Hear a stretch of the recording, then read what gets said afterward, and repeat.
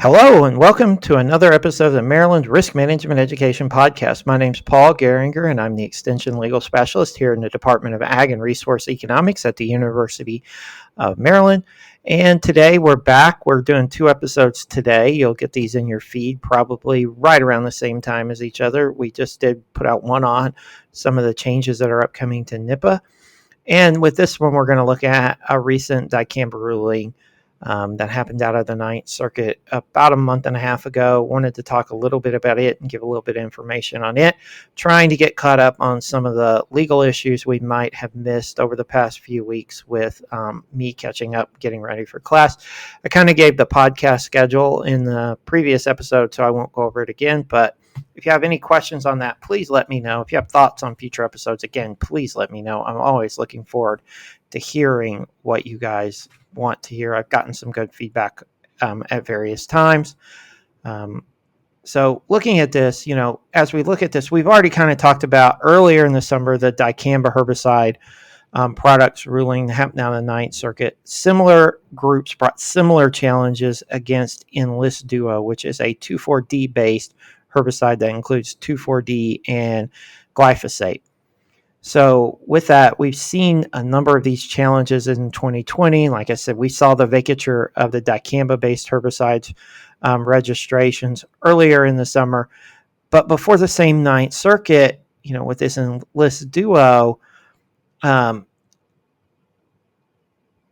with the registration related to 2,4-D, the court in this case only found that there had been an error in the registration, and with the decision sent it back to EPA to relook at the impact of this 2,4-D based herbicide usage on milkweed in target areas. At this time, the product will not be removed from the market. Now, we don't know what will happen in EPA. We assume EPA and the companies will go back, relook at this, and deal with the issue that the court has brought to its attention.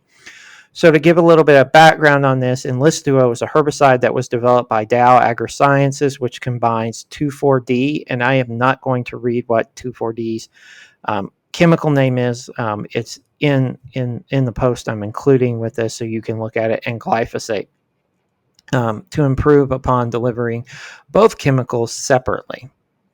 In late 2014, the EPA issued a final order registering Enlist Duo under the Federal Insecticide, Fungicide, and Rodenticide Act, or FIFRA, and again approved that registration in 2015. In early 2017, EPA issued another registration decision on Enlist Duo based on claims Dow had made in the patent application. In this registration, EPA approved the use of the herbicide in 34 states for corn and soybeans, and approved as a new use for cotton in 34 states, or in the same 34 states, and reaffirmed prior registrations in 2014 and 2015.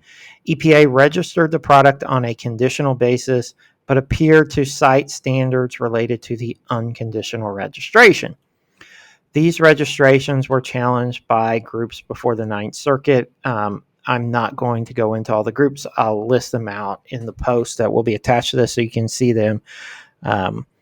With these groups, they claimed EPA had applied the wrong standard when registering the herbicide and did not properly assess the harm the herbicide would cause on the monarch butterfly under the Federal Endangered Species Act. So let's talk about registration under FIFRA. These groups claim that EPA used the wrong standard in originally approving Enlist Duo back in 2014. The group contends that EPA used a more lenient conditional registration standard instead of the more stringent unconditional registration standard. An unconditional registration of herbicide or pesticide requires EPA to review all relevant data available and determine no additional data is needed to make a decision. When reviewing the relevant data for an unconditional registration, EPA must determine if the pesticide will not generally cause any unreasonable adverse effects on the environment. when used according to widespread and commonly recognized practices. On the reverse, a conditional registration or an amended registration allows for use of the pesticide in special circumstances. To conditionally register or amend the existing registration, EPA must determine if the data submitted by the applicant is satisfactory, pertains to the proposed additional use, and would not present a significant increase in the risk of any unreasonable adverse effect on the environment. At the same time, when an active ingredient has already been registered, EPA takes the view that a complete review of existing data will use the criteria for conditional registration. So if we already have the active ingredients registered, we just use this review for conditional registration. In this case, Enlist Duo would include 2 active ingredients of glyphosate and 2,4-D that have already been approved, and EPA only needed to complete a review of the existing data for those 2 active ingredients. The Ninth Circuit found the claims that EPA incorrectly applied the wrong standard, conditional instead of unconditional, to be unpersuasive. First, the group raising the claim had never raised it during the administrative process, so it was viewed basically waiving that argument. Although the court viewed this claim as waived, they still reviewed the arguments raised, and the Ninth Circuit basically rejects those arguments. The court also rejects arguments that EPA failed to look specifically at potential unreasonable adverse effects on the environment from increased usage of glyphosate. EPA argued, and the court agreed, that FIFRA allows for an ingredient by ingredient review. EPA can do a review similar to the approved usage, covering whether the proposed use will significantly increase any unreasonable adverse effects on the environment. The court found substantial evidence to support EPA's approval of the usage of glyphosate in Enlist Duo. The court also rejected claims that EPA had failed to properly consider 2,4-D's volatility. The court found no evidence to demonstrate EPA reached the wrong conclusions. Finally, the court rejected arguments that EPA should have considered the potential synergistic effects of mixing Enlist Duo with glyphosate. I cannot say that word, so it will also be in the post so you can look at it. The court found no evidence in the record of this occurring during the past 5 years that the product had been on the market, and EPA can do a review of the pesticide product when it becomes necessary. So once this mixing starts happening, EPA can go back and look to determine if it should happen.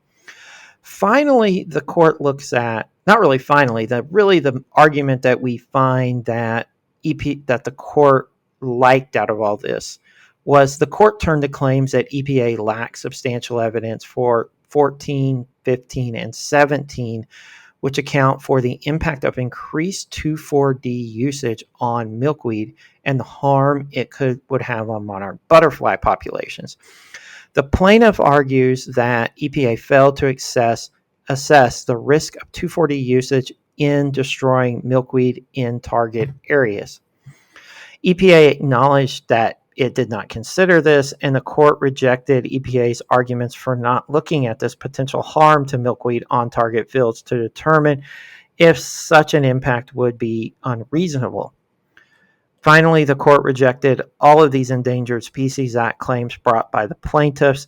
The court found that EPA's finding no effect for plant and animals was not arbitrary, capricious, or contrary to the law based on the assessments done by EPA. According to the court, the agency followed the law in reviewing the claims under the Endangered Species Act.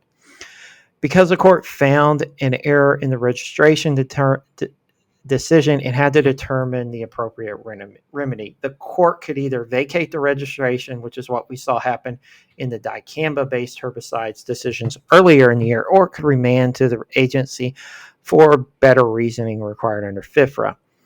The court went with the remanding to the agency. It did not view it as rising to the level that would require vacature at this point.